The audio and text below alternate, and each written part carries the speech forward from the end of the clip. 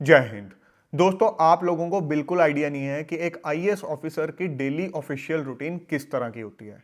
जिस तरह की रूटीन, जिस तरह की पावर्स, फंक्शनिंग आप किसी वेब सीरीज, मूवी या अपनी एक परसेप्शन के हिसाब से सोचते हो, मे बी आप किसी एक आईएएस ऑफिसर के ऑफिस गए होगे, वहां से आपको कुछ परसेप्शन मिली होगी या किसी के मुंह से आपने कुछ सुना होगा। चीजें वैसी बिल्कुल भी नहीं होती, चीजें उससे टोटली अलग होती हैं। आज के सेशन में हम इसी के बारे में डिटेल में बात करने वाले हैं और सेशन के एंड तक आपको कई चीजें नई पता चलेंगी, एक क्लैरिटी होगी कि असल में फंक्शनिंग होती किस तरह से। कई चीजें आपको हैरान भी करेंगी। आज के सेशन से आपको यह भी समझ में आएगा कि कई बार आप देखते हो कि ऑन ग्राउंड कुछ खास डेवलपमेंट नहीं हो रही है, कोई काम नहीं हो रहा, तो वो क्यों नहीं हो रहा। आज का सेशन ऐसे लोग तो बिल्कुल भी ना देखें जो कि यूपीएससी के नाम पर सिर्फ एक फेक मोटिवेशन चाहते हैं, क्योंकि जो रियलिटी होती है वो हमेशा कड़वी होती है। बट अगर आप चाहते हो कि वाकई में आपको एक आईएएस की रियल फंक्शनिंग पता चले एज अ यूपीएससी एस्पिरेंट या फिर एज अ नॉर्मल सिटीजन, तो आज का सेशन आपके लिए बहुत इंपॉर्टेंट होने वाला है। सो ध्यान से एंड तक हर चीज आपको समझनी है। देखो, जब हम एक आईएएस ऑफिसर की बात करते हैं तो आईएएस ऑफिसर की जो पोस्टिंग्स होती हैं उनको हम दो कैटेगरीज में डिवाइड कर सकते हैं। पहली कैटेगरी है फील्ड पोस्टिंग, दूसरी कैटेगरी है non field posting. Field posting कौन सी होती है? जैसे एसडीएम, डीएम, डीसी, जो कि आपके दिमाग में सबसे पहला आता है आईएएस ऑफिसर का नाम सुनते हैं, वो सब है फील्ड पोस्टिंग। और दूसरी है नॉन फील्ड पोस्टिंग। ये कैसी है? जैसे कि आप देखते हो कि हेडक्वार्टर में कोई IAS officer as a director posted है, या चीफ सेक्रेटरी कोई पोस्टेड है, कोई किसी सेंट्रल मिनिस्ट्री में ज्वाइंट सेक्रेटरी, सेक्रेटरी पोस्टेड है। ये है non field posting. Field posting के अंदर आपका जो इंटरेक्शन है डायरेक्टली पब्लिक के साथ होता है। आपके हाथ में डायरेक्ट एग्जीक्यूटिव पावर होती है। लोगों को पता होता है कि आपकी कलम से उनका भला हो सकता है, आपके एक ऑर्डर से डायरेक्टली उनका भला हो सकता है। तो ऐसे में लोग आपको डायरेक्टली अप्रोच करते हैं।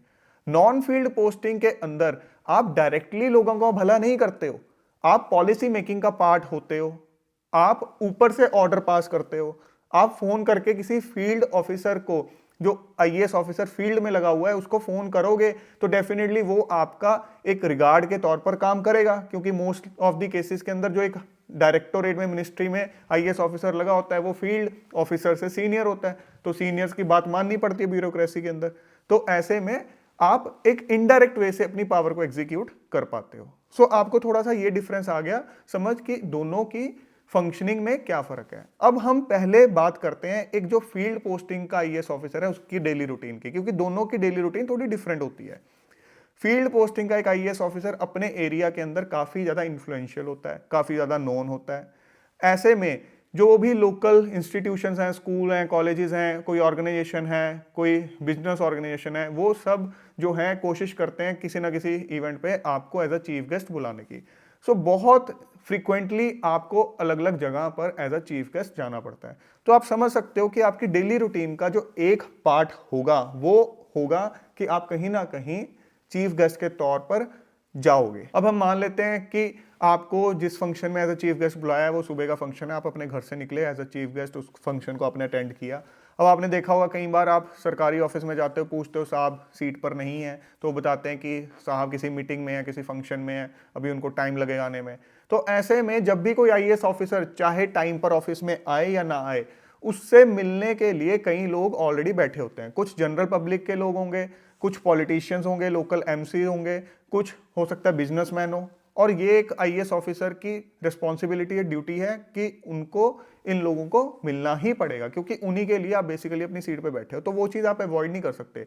कुछ आईएएस ऑफिसर्स एक विंडो रख देते हैं कि पब्लिक मीटिंग का या मिलने का टाइम यहाँ इतने बजे से इतने बजे तक है, बट फिर भी आपको दिखेगा कि कई लोग अपने अर्जेंट मैटर्स लेकर बैठे होते हैं। ऐसे में आईएएस ऑफिसर उस फंक्शन से जैसे ही ऑफिस में आएगा, सबसे पहले तो उनके जो स्टाफ के बंदे होंगे, प्राइवेट सेक्रेटरी होगा, कोई स्टेनो होगा, वो अपनी जो इंपॉर्टेंट अर्जेंट फाइल्स हैं वो लेकर खड़े होंगे। ठीक है, तो वो फटाफट अपनी फाइलें जो है साइन करवाएंगे कि ऊपर से ये प्रेशर आया हुआ है, वो प्रेशर आया हुआ है। अलग अलग डिपार्टमेंट्स आपके अंडर होते हैं एज एन एसडीएम, डीएम। एक तरह से जब डीएम की हम बात करते हैं तो स्टेट का कोई ऐसा डिपार्टमेंट नहीं होता जो उसके अंडर ना हो, हर डिपार्टमेंट को उसको रिपोर्ट करना पड़ता है। तो हर डिपार्टमेंट की अर्जेंट फाइल्स उनके पास आएंगी, मैटर्स उनके पास आएंगे, तो फटाफट उनको निपटाया, कुछ टाइम उसमें निकला। उसके बाद जो लोग मिलने आए हुए हैं उनसे मिलना, उनकी जो भी दरख्वास्त है उसको सुनना, उसके अकॉर्डिंग किसी को ऑर्डर पास करना है या उनकी लेटर को मार्क करना है एज एन अर्जेंट मैटर, वो करना, तो उसमें आप समझ सकते हो काफ़ी ज़्यादा टाइम निकल जाता है। उसके बाद अगला एक जो इंपॉर्टेंट फैक्टर आता है वो क्या है डेली रूटीन का, कि किसी मंत्री का, सीएम का, किसी सेंट्रल मिनिस्टर का, किसी और वीआईपी का कोई वीआईपी रेफरेंस केस आया हो। वीआईपी रेफरेंस केस क्या होता है कि स्पेशली किसी पावरफुल बंदे ने, जो किसी एक इंपॉर्टेंट की पोजीशन पर है, उसने एक मैटर को हाईलाइट करके आपके पास भिजवाया कि इसको प्रायोरिटी बेसिस पर देखा जाए। ऐसे में आप ये कोशिश करते हो कि इस मैटर को मैं इंश्योर करूं कि प्रायोरिटी बेसिस पे मेरा स्टाफ देखे और मुझे रिपोर्ट बैक करे और मैं इसको आगे परस्यू करूं। तो कहीं ना कहीं डेली रूटीन का इंपॉर्टेंट पार्ट उसमें भी जाएगा। उसके बाद जब भी विधानसभा का सेशन होगा, पार्लियामेंट सेशन होगा, तो बहुत सा टाइम आपका इस चीज को इंश्योर करने में जाता है कि जो भी डाटा स्टैटिस्टिक्स ऊपर से मांगे गए हैं वो आप टाइमली भिजवाओ। उसमें एक ऑफिसर की बहुत सी एनर्जी जाती है। आजकल इतने ज्यादा परफॉर्मेंस अपलोड होते हैं, कई बार तो रिपीटेड इंफॉर्मेशन वही बार बार भिजवानी पड़ती है कंपाइल करके, तो ऑफिसर की उस टाइम पे एक प्रायोरिटी बन जाती है कि आज की मेरे डेली रूटीन की प्रायोरिटी क्या है, इस डाटा को भिजवाना। तो ऐसे में कहीं ना कहीं आप देखते हो कि अभी तक जो हमने चीजें डिस्कस की हैं, तो जो कोर फंक्शनिंग आईएएस ऑफिसर की आप एक इमेजिन करते हो, वो कहीं ना कहीं पीछे छूट जाती है। बहुत से दिन वो फील्ड विजिट नहीं कर पाता, कहीं सरप्राइज चेक करना होता है वो नहीं कर पाता, जो एक रिपोर्टिंग लेनी होती है इंपॉर्टेंट तरीके से, कितने सारे डिपार्टमेंट्स आपके अंडर हैं, उन सब से आप एफिशिएंटली रिपोर्टिंग नहीं ले पाते हो। तो आपको जो ये चीज दिखती है ना कि मेरे हाथ में इतनी पावर होगी, इतने सारे डिपार्टमेंट्स होंगे, उनको प्रैक्टिकली आप मैनेज कर नहीं पाते, क्योंकि आपका बहुत सा जो टाइम है वो नॉन कोर फंक्शनिंग जो है वो खा जाती है। रिसेंटली एक सीनियर आईएएस ऑफिसर की तरफ से भी एक पोस्ट किया गया था लिंक्डइन पर, जिसमें उन्होंने मेंशन किया था कि एक आईएएस ऑफिसर का 80% टाइम नॉन कोर फंक्शनिंग में चला जाता है। नॉन कोर फंक्शनिंग कौन सी हुई? ऐसी फंक्शनिंग जो कि एक आईएएस ऑफिसर के नेचुरल रोल से रिलेटेड नहीं है, जो असल में एक आईएएस ऑफिसर को काम करना है उससे रिलेटेड नहीं है। तो 80% टाइम उसमें चला जाता है और ये एक हार्श रियलिटी है। तो आपके पास जो बचा कुचा कुछ टाइम होता है उसके अंदर आप ये तो इंश्योर कर नहीं सकते कि आपके अंडर जितने भी डिपार्टमेंट है सबको आप एफिशिएंटली चला लोगे। इसीलिए कोई भी आईएएस ऑफिसर जो वाकई कोई इंपैक्ट छोड़ना चाहता है जब वो किसी पोस्ट पर है, तो वो क्या करेगा, एक या दो अपनी प्रायोरिटीज डिफाइन कर लेगा कि ठीक है मैं इस पोस्ट पे हूँ, मैं एजुकेशन को प्रायोरिटी ले लेता हूँ या एग्रीकल्चर को प्रायोरिटी ले लेता हूँ, चलो इन दो सेक्टर्स में मैं कुछ एक नया इनिशिएटिव करता हूँ, एटलीस्ट कुछ तो अपनी तरफ से करके जाऊँ। बट इसकी भी कोई गारंटी नहीं है कि जैसी आप पोस्ट छोड़ोगे वो चीज सस्टेन कर जाएगी। सो जो ऐसे लोग ये सोच के सिविल सर्विसेज में आते हैं कि मैं पता नहीं आकर क्या एक रेवोल्यूशन ले आऊंगा, क्या बदल दूंगा, तो वो थोड़ा रियलिस्टिक हो जाए। क्योंकि आपके बहुत से दिन तो कोई सीएम का, कोई मिनिस्टर का फोन आ गया तो उनका जो काम होगा उसी को करने में निकल जाएगा। किसी एमएलए का फोन आ गया, कोई एमएलए आपके ऑफिस आ गया तो वो अपना काम प्रायोरिटी बेसिस पे ले आएगा। तो बहुत सा टाइम तो आपका इन्हीं चक्करों में निकल जाता है। जो एक्चुअली में करने वाले काम है, जो आम जनता के इंपॉर्टेंट काम होते हैं, वो तो कहीं ना कहीं पीछे छूट जाते हैं बहुत केसेस के अंदर, मोस्ट ऑफ द केसेस में।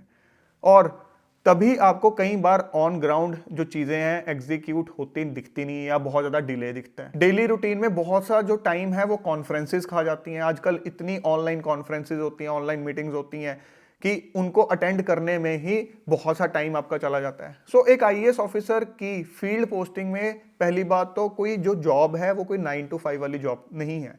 आजकल बहुत हेक्टिक जॉब है। वो टाइम चले गए जब आप कहो कि आईएएस ऑफिसर बन गया अब तो जिंदगी में ऐशो आराम है, वो वाली चीज नहीं है, पहली बात तो समझ लो। बट ओवर टाइम लगाकर भी एक्चुअली में जो चीजें, जो कोर फंक्शनिंग से रिलेटेड चीजें करनी चाहिए वो करने में बहुत दिक्कत आती है। बहुत कम टाइम है उस चीज के लिए। पहले एक टाइम था जब रिपोर्टिंग इतनी फास्ट नहीं होती थी, क्योंकि इलेक्ट्रॉनिक जमाना, आईटी का जमाना नहीं था, तो ऐसे में ऊपर से कुछ चाहिए भी तो इंफॉर्मेशन धीरे धीरे जाती थी। कोई ऐसा बहुत ज्यादा आप कह दो डंडा नहीं था। ऐसे में जब फील्ड पोस्टिंग की बात होती थी तो आपको फील्ड ऑफिसर फील्ड की बजाय ज्यादातर हो सकता है गोल्फ फील्ड में दिखे, क्योंकि रिलैक्स जॉब होती थी कंपैरेटिवली। आज का टाइम डिफरेंट है। आज के टाइम में आप कह दो इस चीज का फायदा भी है, नुकसान भी है। फायदा ये है कि रिपोर्टिंग बहुत फास्ट है, तो आईएएस ऑफिसर आंसरेबल है। ऐसे में वो ये नहीं अपनी ड्यूटी से भाग सकते कि ठीक है यार आराम से जवाब देंगे और ऐश की नौकरी है, ऐसा कुछ नहीं है। But at the same time बहुत सा टाइम यही चीजें खा जाती हैं। परफॉर्मा भरो, ऑनलाइन मीटिंग्स अटेंड करो, ऑनलाइन कॉन्फ्रेंसेज अटेंड करो। तो पुराने जमाने में अगर कोई आईएएस ऑफिसर असल में अपना कोर वर्क करना चाहता होता था तो उसके पास अच्छा खासा एक टाइम होता था। आज के टाइम पर कोई आईएएस ऑफिसर कोर वर्क करना चाहता है तो चाहकर भी उसको बहुत ज्यादा टाइम डिवोट नहीं कर पाता। सो ये तो होगी फील्ड पोस्टिंग की बात। नॉन फील्ड पोस्टिंग की अगर हम बात करें, आप मान लो किसी डायरेक्टोरेट में लगे हो, हेडक्वार्टर में लगे हो, आप सेंट्रल मिनिस्ट्री में डेपुटेशन पे गए हो, ऐसे में मान लो आप 9-10 के बीच में जब भी ऑफिस जा रहे हो, उसके बाद वहां पर रहता है ज्यादातर फाइल वर्क। वहां पर आप एक हिरार्की के पार्ट बन जाते हो। नीचे से फाइल आई, अपनी नोटिंग दी, फाइल ऊपर मूव की, या फिर कोई ऑब्जेक्शन लगा के वापस नीचे मूव की। सो आप एक फाइल ज्यादातर केसेस में मूव कर रहे हो। आपके पास कोई डायरेक्ट एग्जीक्यूशन वाली पावर नहीं है। आप ऑर्डर्स पास कर सकते हो नीचे फील्ड ऑफिसर्स को। आप फोन मिला के किसी आईएएस ऑफिसर को जो जूनियर है, जो फील्ड में पोस्टेड है, उससे आपने कोई अपना पर्सनल काम करवाना है या किसी और का आपको काम करवाना है, इस तरह की चीजें तो आप कर सकते हो क्योंकि आप हिरार्की में ऊपर हो, सीनियर हो। तो फील्ड ऑफिसर आपकी मोस्ट ऑफ द केसेस में बात सुनते हैं। हाँ, कोई ऐसा काम है जो फील्ड ऑफिसर को लगे कि नहीं यार ये एज पर रूल्स नहीं हो सकता, तो डेफिनेटली वहां पर हो सकता है वो कहे आप रिटर्न में, तो वो सब चीजें अलग हैं। But most of the cases की हम बात कर रहे हैं, तो उनकी जो डेली रूटीन होती है वो बेसिकली फाइल वर्क वाली होती है। उनको कोई ऐसा फील्ड में इंस्पेक्शन करने नहीं जाना, और कुछ एक केसेस में जाना पड़ सकता है, बट एक नॉर्मल रूटीन, डेली रूटीन का उनका ऐसा पार्ट नहीं है। और उनका काम और ज्यादा हेक्टिक तब हो जाता है जब अगेन विधानसभा पार्लियामेंट सेशन चल रहे हैं। अगेन जैसे कि फील्ड ऑफिसर्स की उस टाइम प्रायोरिटी बन जाती है कि डाटा कंपाइल करके भेजो, तो उस दिन का तो जो मेन एजेंडा यही होता है कि डाटा कंपाइल करके भेजो। इन ऑफिसर्स का भी बहुत टाइम मीटिंग्स में, कॉन्फ्रेंसिस में, ऑनलाइन कॉन्फ्रेंसिस में जाता ही जाता है। कई बार इस तरह की ऑनलाइन कॉन्फ्रेंसिस भी होती है जहां पर हो सकता है आपका जो पॉइंट था वो हो सकता है 5 या 10 मिनट की डिस्कशन का हो, बट प्रोटोकॉल बना हुआ है कि हाँ शुरू से लेके एंड तक आपको सारी मीटिंग अटेंड करनी है। तो 2-2, 3-3 घंटे कई बार मीटिंग चलती है, और हो सकता है आपका जो मुद्दा हो वो 5 मिनट, 10 मिनट, हद आधे घंटे का हो। तो ऐसे में इनका टाइम भी बहुत ज्यादा आप कह सकते हो वेस्ट होता है। तो जो काम इनको अपनी पोजीशन पर बैठकर करना होता है उसके लिए भी, कोर वर्किंग के लिए भी, इनको कहीं ना कहीं टाइम का एक कॉन्स्ट्रेंट रहता है। और इन मिनिस्ट्री वाली पोस्टिंग्स में या ये जो डायरेक्टोरेट वाली पोस्टिंग्स हैं, इसमें आप पॉलिसी मेकिंग का एक पार्ट होते हो। ठीक है, इसमें आप ये नहीं सोच सकते कि मैं कोई रेवोल्यूशन ले आऊंगा, ये कर दूंगा, वो कर दूंगा। आप एक पॉलिसी मेकिंग का पार्ट हो।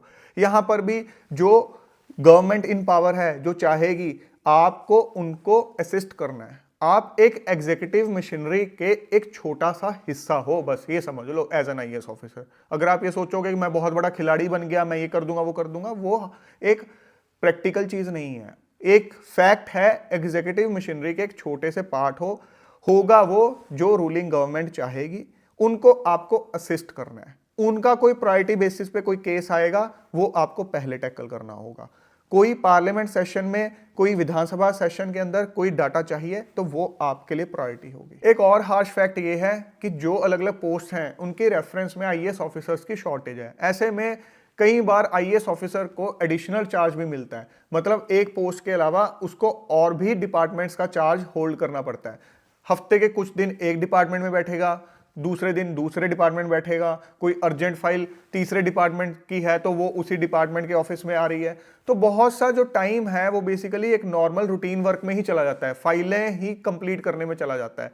तो ऑन ग्राउंड असल उन डिपार्टमेंट्स में कुछ खास डेवलपमेंट आपको उस केस में देखने को नहीं मिलेगी। और इससे उलट कई बार आप कुछ ऐसी एग्जांपल्स देखते हो जहां पर किसी एक्सट्रीमली ऑनेस्ट ऑफिसर को पनिशमेंट के तौर पर किसी ऐसे डिपार्टमेंट में लगा दिया जाए जो कि टोटली नॉन सिग्निफिकेंट डिपार्टमेंट है और जहां पर कोई खास काम भी नहीं है, सैलरी उतनी है। तो एक तरफ एक ऑफिसर मल्टीपल चार्जेस संभाल रहा है, उसके लिए वर्कलोड बहुत ज्यादा बढ़ गया। दूसरी तरफ कोई एक ऐसा ऑफिसर है जो कि हो सकता है एक डिपार्टमेंट संभाल रहा हो और जिसमें कुछ खास काम भी ना हो। तो आपको एक ही टाइम पर दो कॉन्ट्रास्टिंग सिचुएशंस देखने को मिल सकते हैं जहां पर सेम लेवल के दो आईएएस ऑफिसर्स में से एक मल्टीपल चार्जेस संभाल रहा है, एक्सेसिव वर्कलोड है, और जो दूसरा है उसको सिर्फ एक चार्ज दे रखा है, वो भी नॉन सिग्निफिकेंट डिपार्टमेंट का। इन सब चीजों से आपको एक चीज समझ आ जानी चाहिए कि एक आईएएस ऑफिसर की डेली रूटीन डेफिनेटली बहुत हेक्टिक होती है और होनी भी चाहिए। जितनी रिस्पॉन्सिबिलिटीज इस पोस्ट पे है होनी भी चाहिए, बट जिस चीज के लिए होनी चाहिए उस चीज के लिए वो हेक्टिक नहीं होती, बहुत से दूसरे कारणों की वजह से हेक्टिक होती है। तो जो एक्चुअल में काम होना चाहिए वो बहुत कम हो पाता। एक और इंपॉर्टेंट एलिमेंट आपको समझना होगा, बीच में कहीं आप देखोगे एजुकेशनल ट्रिप के नाम पर या एजुकेशनल ट्रेनिंग के नाम पर आपको कहीं भेजा जाता है, किसी इंस्टीट्यूट में हो सकता है 5 दिन का कोई कैप्सूल हो, 2 हफ्ते का कोई कैप्सूल हो, ट्रेनिंग कैप्सूल हो। कई बार ये कहा जाता है कि ठीक है आप एक फॉरेन कंट्री विजिट करके आओ, वहाँ पे उनका ये मॉडल देख के आओ, समझ के आओ, और उस मॉडल को हम कैसे एग्जीक्यूट कर सकते हैं वो चीज़ें देखो। ज़्यादातर केसेस में ये ट्रिप भी एक सरकारी छुट्टी की तरह ही होता है। आप सरकारी खर्चे पर बेसिकली कहीं जा रहे हो। ज़्यादातर केसेस में आप ये सोच के जाते हो ठीक है मैं इस सिटी में जा रहा हूँ, वहाँ सिटी घूमूंगा। अगर आप ये कहोगे कि हाँ उस पर्टिकुलर ट्रेनिंग से आपकी बहुत कोई ज़बरदस्त लर्निंग होती है, जितना टाइम उस चीज़ के लिए डिवोट किया जाता है उसके सामने उसका प्रोपोर्शन कुछ भी नहीं होता। और अगर आप ऐसे केसेस देखोगे जहां आपको फॉरेन विजिट के लिए भेजा जाता है कि हाँ किसी कंट्री के किसी सिस्टम को रेप्लिकेट कैसे करें, वो चीज़ें फाइलों में ही रह जाती हैं। आके आपको एक रिपोर्ट सबमिट करनी होती है, आप एक रिपोर्ट बनवाते हो, नीचे से बनवा लोगे, एक ब्लूप्रिंट जो है तैयार करवा के भिजवा दोगे, बस चीज़ें फाइलों में ही रह जाएंगी मोस्ट ऑफ द केसेस में। कुछ एक्सेप्शंस डेफिनेटली होती हैं बट हम मोस्ट ऑफ द केसेस की बात कर रहे हैं। और फील्ड पोस्टिंग में आप देखोगे क्योंकि एक आईएएस ऑफिसर के नीचे मल्टीपल डिपार्टमेंट्स होते हैं, तो उन डिपार्टमेंट्स को जो लोग हेड कर रहे होते हैं, जो उसके ऑफिशियल्स होते हैं, वो कहीं ना कहीं उस आईएएस ऑफिसर के आईज एंड ईयर्स होते हैं, क्योंकि उन्हीं की इनपुट्स के ऊपर आईएएस ऑफिसर अपने एक्शन लेता है। बट अगेन कुछ आईएएस ऑफिसर्स होते हैं जो अपने दिमाग से काम करते हैं, एक्चुअली में जाके चीजें देखते हैं, बट हर केस में उस चीज को करना थोड़ा इम्प्रैक्टिकल हो जाता है। तो ऐसे में कहीं ना कहीं आप देख सकते हो कि जो चीजें चलती आती हैं, चाहे आईएएस ऑफिसर ऊपर सीट पे चेंज हो रहा है, वो चीजें वैसे ही चलती चली जाती हैं। हाँ किसी एक पर्टिकुलर डिपार्टमेंट को आईएएस ऑफिसर ने प्रायोरिटी मान लिया कि हाँ यहाँ मुझे कुछ वाकई चेंज लाना है, तो वहां आपको चीजें थोड़ी सी शिफ्ट होती दिख जाएंगी कुछ टाइम के लिए जब तक वो आईएएस ऑफिसर सीट पे है। बट ज्यादातर केसेस में चीजें एज इट इज चल रही होती हैं, और चीजें एक्चुअली में कंट्रोल कौन कर रहे होते हैं, वहां के जो टॉप ऑफिशियल्स होते हैं जो उस आईएएस ऑफिसर के अंडर होते हैं। आपको बहुत से आईएएस ऑफिसर्स ऐसे मिलेंगे जो कि सिविल सर्विसेज में एंटर किए थे ये सोच के कि मैं कुछ इनोवेटिव करूंगा, कोई रेवोल्यूशन लाऊंगा, बट विद टाइम उनको समझ में आ जाता है कि इनोवेशन का स्कोप यहाँ पर बहुत लिमिटेड है, आप एक सिस्टम का ही पार्ट हो। ऐसे में वो भी समझ आते हैं कि ठीक है go with the flow type वाली चीज ही है। कुछ डेफिनेटली आपको आईएएस ऑफिसर्स ऐसे मिलते हैं जो कि आउट ऑफ द वे जाके कोई एक एग्जाम्पल सेट करते हैं, कोई एक इंस्पिरेशनल चीज करते हैं, बट ज्यादातर केसेस में आपको इस तरह की चीजें देखने को नहीं मिलती हैं। सो फ्रेंड्स ये कुछ इंपॉर्टेंट रियलिटीज थी जो कि आपको पता होनी चाहिए कि एक आईएएस ऑफिसर दिन में काम किस तरह से करता है, उसकी जो कोर फंक्शनिंग है उसके लिए वो कितना काम डिवोट कर पाता है, और नॉन कोर फंक्शनिंग में उसको क्या क्या अलग अलग चीजें करनी पड़ती हैं जो कि हो सकता है आप सोच के ना आए हो। आपको ये चीजें पता होनी चाहिए, चाहे आप एक सिटीजन हो, चाहे आप एक यूपीएससी की तैयारी कर रहे हो, ताकि जो कई लोग बड़े बड़े अपने ख्याली पुलाव बना के इसकी तैयारी करना शुरू कर देते हैं कि पता नहीं मैं क्या रेवोल्यूशन ले आऊंगा, पता नहीं मेरे पास क्या ऐसी पावर हो जाएगी। बट हार्श रियलिटी यही है कि आप एग्जीक्यूटिव मशीनरी के एक छोटे से पार्ट हो, जो गवर्नमेंट इन पावर जो चीज चाहेगी आप उस चीज को करने में उनको असिस्ट करोगे। थोड़ा बहुत कहीं चेंज आप ला सकते हो, कोई एक अच्छा मॉडल क्रिएट कर सकते हो, बट आप सिस्टम चेंज कर दोगे, आप कोई बहुत ज्यादा कोई अपसाइड डाउन कुछ कर दोगे, तो इस चीज को आपको अभी अपने दिमाग में क्लियर कर लेना चाहिए। और लोगों को भी पता होना चाहिए कि हाँ असल में जो चीजें डिले होती हैं वो क्यों होती हैं। तो ये जो आज के सेशन में आपको मैंने चीजें बताई हैं वो उसका एक बड़ा कारण है। सो आई होप आज के सेशन से आपको बहुत से नए फैक्ट्स पता चले होंगे जो शायद आपको नहीं पता थे। अगर ऐसा है तो कमेंट्स में जरूर कंफर्म करना कि आपको डेफिनेटली कुछ नई चीजें पता चली है जिससे कि आपकी आंखें खुली हैं। सो दोस्तों जल्द मिलेंगे एक और नए और इंपॉर्टेंट सेशन के साथ। Till then keep grinding yourself and stay fit and healthy. जय हिंद।